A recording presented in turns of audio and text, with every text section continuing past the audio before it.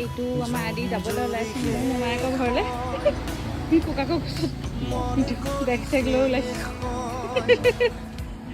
বেগ চেগ লৈ একদম কি সোমাই আছে আদি তাত তোৰ থাকিছ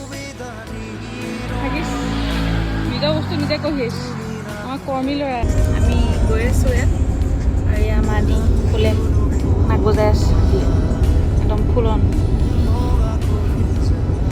নাক বজাই আছে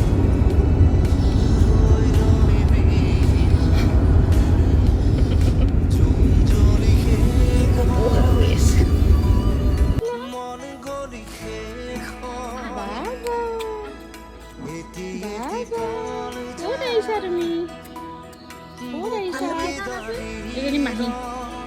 মাহীয়ে আদেশ দি আছে তাক ফুলটো খালি ফুলটো আমলখি পৰি আছে খাবা নি আমলখি